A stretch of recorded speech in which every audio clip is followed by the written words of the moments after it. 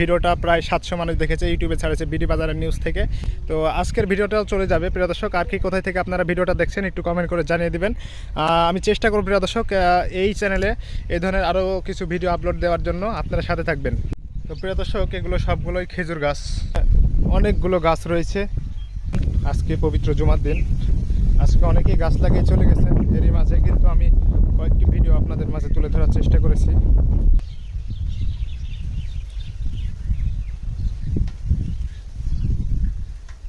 হ্যাঁ, এটা ঠিলি, তো ঠিলি পাতা হচ্ছে এখন।